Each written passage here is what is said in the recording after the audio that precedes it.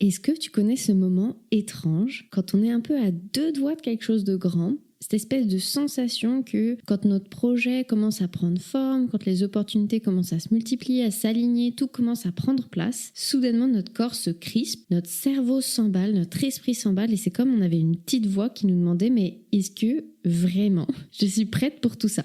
Cette tension intérieure-là, ce mélange un peu d'excitation et de peur, de flip, qui monte en nous juste avant que les choses commencent à s'aligner, c'est exactement de ça dont on va parler aujourd'hui.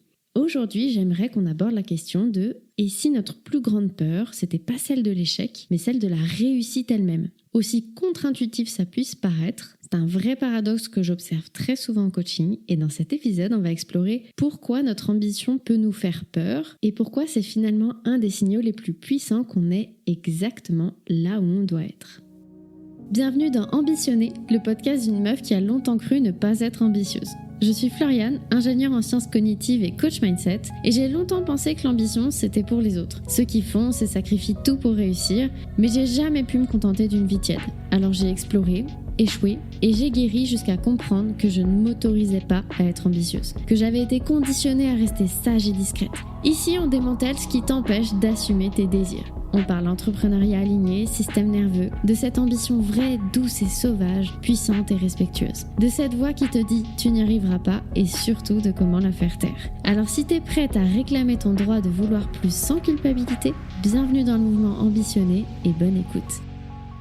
Hello, j'espère que tu vas bien. Je suis hyper contente de te retrouver pour l'épisode du jour et pour aborder un des paradoxes que j'observe le plus souvent en coaching, une des prises de conscience qui a potentiellement eu le plus d'impact chez certaines de mes coachées quand elles s'en sont rendues compte et que j'ai moi-même vécu à de nombreuses occasions. Ça fait vraiment partie des sujets, je pense, qui reviennent un peu tout le temps. Que ce soit typiquement quand j'ai lancé mes premières offres de coaching, quand j'ai eu envie de m'exposer un peu plus sur les réseaux sociaux, quand j'ai commencé à un peu plus oser parler de mon approche qui mélange ma casquette d'ingénieur en sciences cognitives avec le coaching, avec beaucoup le human design à l'époque, j'ai souvent été challengée par ça, même si aujourd'hui je parle beaucoup moins de cet outil-là. J'ai souvent ressenti cette résistance-là, qui peut presque être viscérale, qui peut presque paralyser, qui peut aussi amener le cerveau à bombarder de questions, toutes celles qu'on entend quand on commence à douter, quand on a notre système nerveux qui est un peu en PLS, tous les « et si ça marchait vraiment ? Et si je me retrouvais à avoir plus de clientes que ce que je pouvais gérer ? Et si je devais complètement reconfigurer mon système d'entreprise ? Et si ma stratégie d'acquisition à l'heure actuelle finalement elle marchait plus ? Et si je devais reconfigurer mon quotidien ? Bref, il y a tout un discours mental qui peut arriver, qui illustre la peur, qui n'est pas celle de l'échec. Parce que ça vraiment, je sais qu'on adore se raconter l'histoire qu'on a peur de l'échec. Mais si on se pose 2 secondes, l'échec en soi, il change rien. Juste, ça peut piquer l'ego, c'est jamais agréable, mais ça ne change pas les choses. Alors que la peur du succès, les projections qu'on peut faire à « mais et si ça réussit ?» elles sont tout autres. Et on pourrait vraiment complètement aborder ça sous l'angle du coaching, mais vous le savez, moi j'adore aborder ça sous l'angle des sciences cognitives et des neurosciences. Et aujourd'hui, on va aller voir justement un petit peu qu'est-ce que les neurosciences elles ont à nous enseigner sur ce sujet-là, sur ce paradoxe de la peur de briller, de la peur du succès, de la peur de notre propre ambition. Donc la première chose à comprendre, c'est que notre cerveau interprète tout changement, et encore plus les changements majeurs, même s'ils sont positifs, comme des menaces potentielles.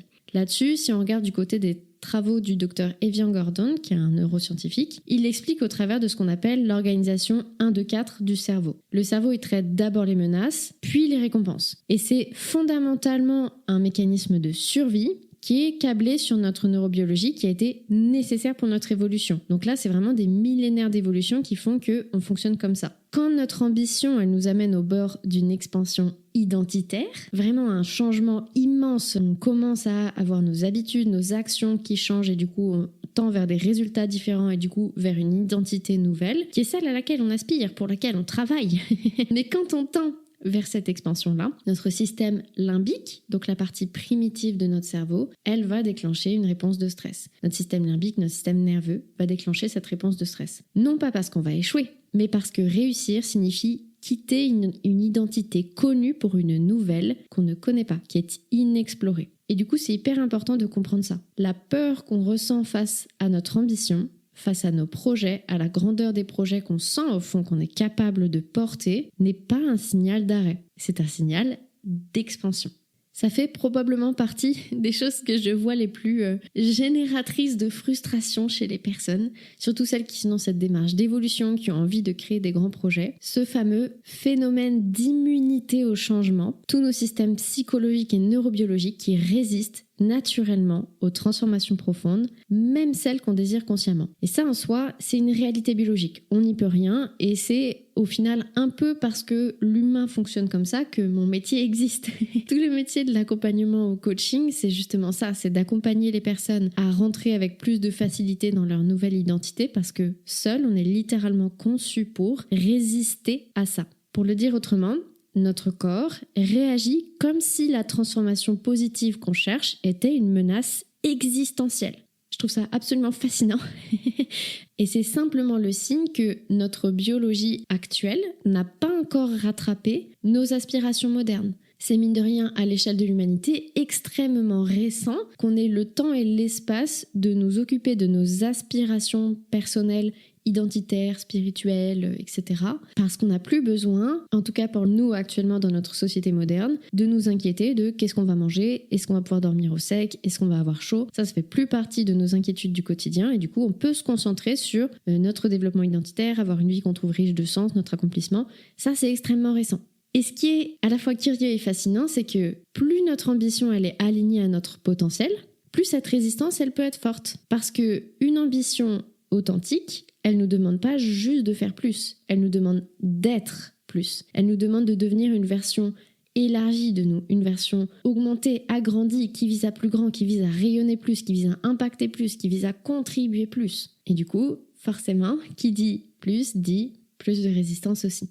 Et ça, moi, à l'échelle de mon entreprise, et ça s'est vérifié dans mes coachings aussi, ça s'est démontré à de nombreuses reprises. Chaque fois que j'ai commencé à vouloir oser montrer plus de qui je suis dans ma communication, que j'ai voulu affirmer plus mes valeurs, ce qui m'importait, le type d'impact que je voulais avoir, indéniablement, j'ai dû traverser cette résistance que mon corps mettait parce que ça voulait dire devenir la nouvelle version qui ose plus d'impact et ça crée de la résistance. Physiquement, dans un premier temps, c'était des vagues énormes d'anxiété, notamment quand devenir cette nouvelle personne, ça impliquait poser certaines limites que des personnes proches de mon entourage refusaient de respecter depuis des tas d'années. Et du coup, quand une personne refuse encore et encore de respecter vos limites, la juste démarche, c'est pas de tordre vos limites, c'est de partir. Et donc, quand devenir cette nouvelle personne, ça impliquait notamment de m'éloigner de certaines personnes de mon entourage parce qu'elles ne respectaient pas mes limites. Et vous imaginez bien que c'est des vagues d'anxiété assez puissantes à l'époque que j'ai dû traverser. Et plus on fait ce travail, plus on s'habitue à traverser ces vagues de stress-là. Et puis avec tout mon travail sur le système nerveux, bien évidemment, c'est devenu de plus en plus facile.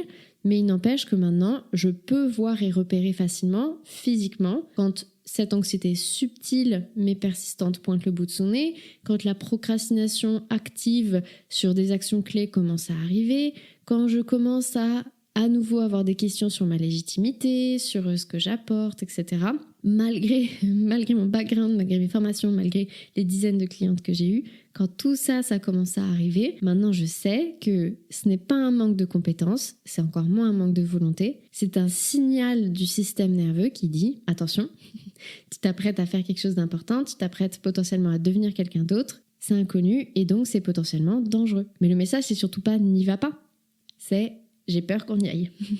Et du coup, la réponse à notre système nerveux quand il nous dit qu'il a peur d'y aller, elle est très différente quand on comprend ça de « Ah du coup, j'y vais pas ». Et c'est pour ça que pour moi, c'est fondamental de comprendre la différence entre ces différents signaux-là pour qu'on puisse avoir la réponse adaptée. Il y a énormément de personnes comme ça que je vois encore confondre des signaux de peur avec des signaux d'intuition. Et ça, avec le Human Design, pour moi, c'est flagrant typiquement. Je vois énormément de générateurs qui confondent des réponses de stress avec un signal sacral. Et parce que les mots qui décrivent ce que c'est qu'un signal sacral dans le Human Design, ils sont relativement flous.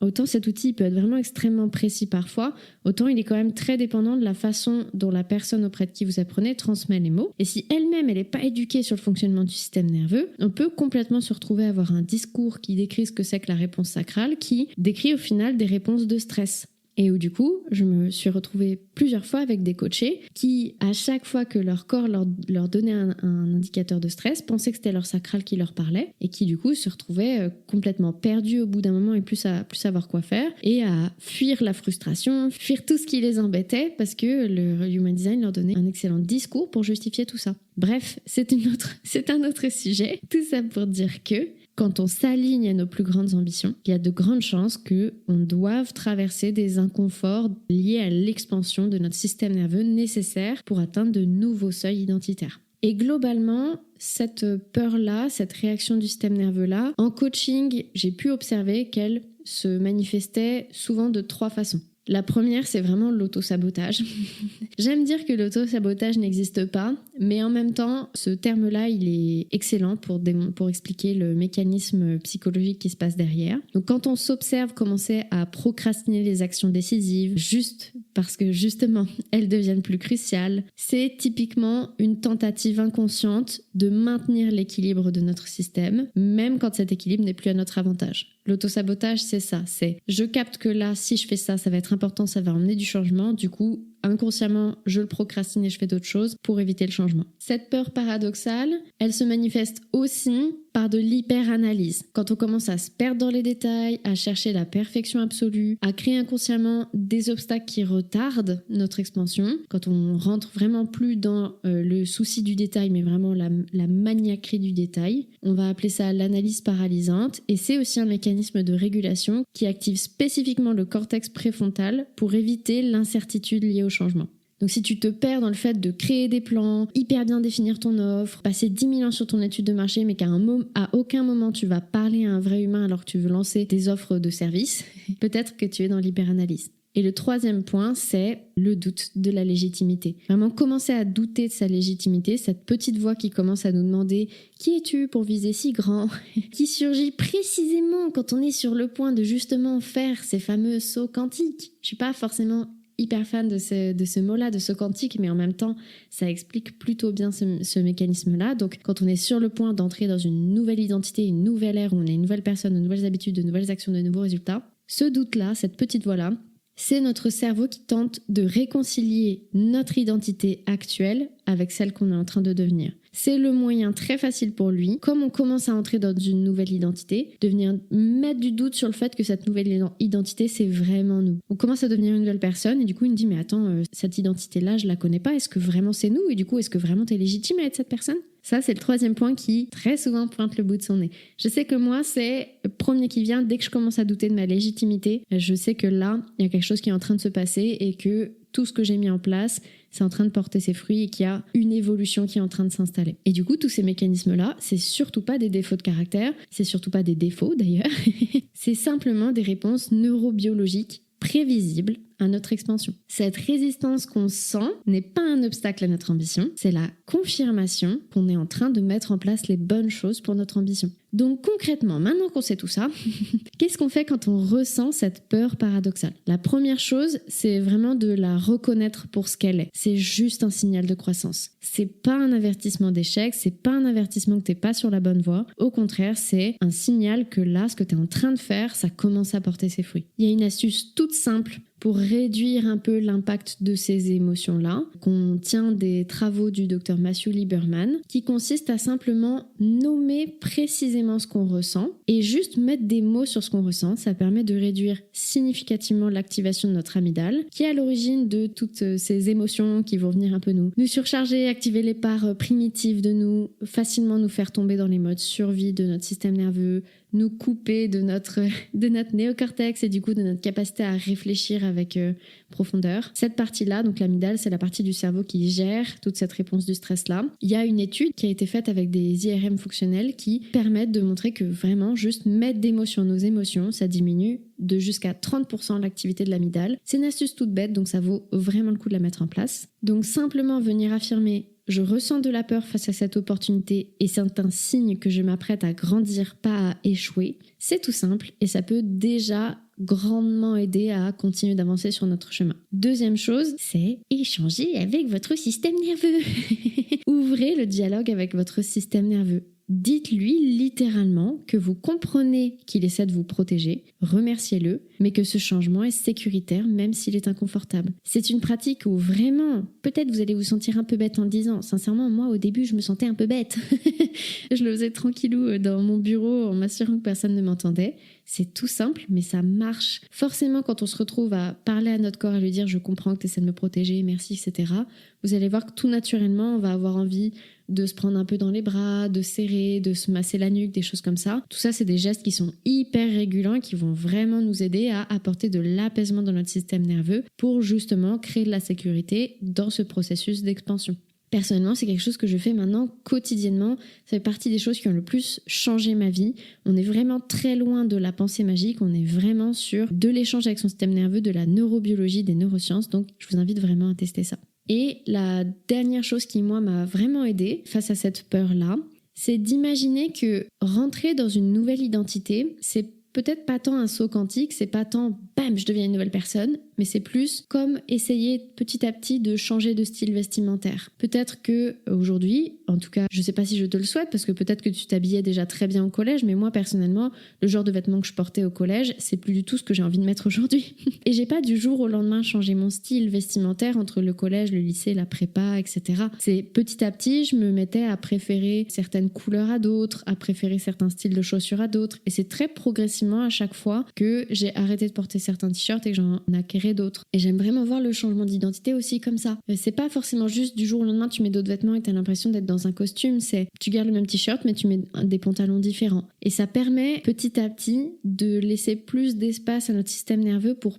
prendre conscience de ces changements, nous y habituer graduellement et au fur et à mesure, quand on regarde en arrière, on se rend compte que le style vestimentaire qu'on avait il y a 10 ans, il est tellement différent de celui qu'on a aujourd'hui, ça nous paraît complètement normal d'être habillé différemment aujourd'hui. Changer son identité, c'est pareil. On va regarder en arrière les habitudes qu'on avait, on va se dire je suis tellement différente aujourd'hui. Et l'avantage, c'est que ce processus-là, on peut complètement l'aider pour aller d'autant plus vite parce qu'on adore évoluer vite et fort. Et le fait de vraiment visualiser ce changement d'identité avec cette douceur et progressivement, c'est quelque chose qui, là encore, est confirmé par les recherches en neuroplasticité. Elles viennent confirmer que nous visualiser dans cette nouvelle identité, faire de la visualisation incarnée, ça contribue à créer de nouveaux chemins neuronaux qui vont faciliter notre transition identitaire. La visualisation, quand elle est correctement faite, c'est un outil qui est surpuissant, vraiment. Mais par contre, si on se visualise des choses auxquelles on ne croit pas du tout, mais vraiment pas, on se visualise dans une villa, on n'y croit pas un instant qu'on ira, ça ne marche pas. C'est pour ça que visualiser du progressif, c'est vraiment dans cette démarche-là qu'on va pouvoir petit à petit diriger notre attention dans les directions qui nous inspirent. Et c'est une pratique qui va nous permettre petit à petit de recabler notre cerveau pour intégrer cette nouvelle perception de nous-mêmes. Donc là, un exercice tout simple qui pourrait être mis en place consisterait à prendre 3 minutes chaque matin pour se visualiser en ayant déjà atteint un niveau d'ambition qu'on vise, mais pas le niveau d'ambition pour dans 20 ans, juste dans 3 mois, si je continue bien mes actions, où est-ce que je serai? Et de venir ressentir les sensations physiques associées à ça, voir comment notre corps s'y habitue progressivement. Et ça, c'est tout simple, mais vraiment, ça peut faire une différence si vous vous y tenez.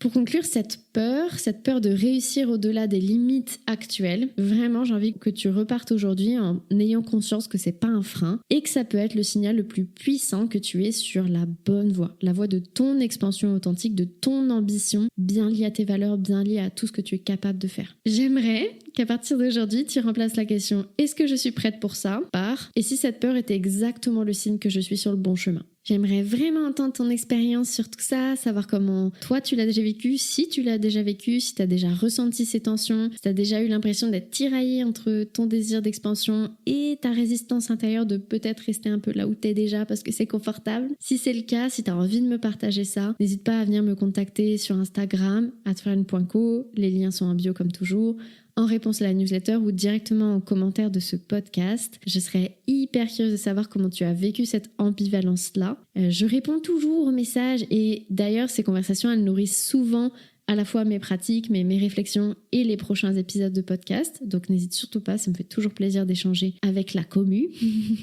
Vraiment, n'oublie pas que ressentir cette peur, c'est absolument pas un obstacle à ton ambition. c'est la preuve que ton ambition est réelle, qu'elle te pousse vers une version plus vaste de toi-même qui sera capable de encore plus d'impact, encore plus de contribution. Et ça, vraiment, le monde en a besoin. Et cette expansion, aussi inconfortable soit-elle, elle est exactement ce pourquoi tu es faite. J'espère que l'épisode du jour t'a plu. Si c'est le cas, n'hésite pas à mettre 5 étoiles à cet épisode et surtout à t'abonner pour ne pas louper les suivants. Et puis d'ici là, moi je te souhaite une très belle journée, matinée, après-midi, soirée en fonction de quand est-ce que tu m'écoutes. Et je te dis à très vite.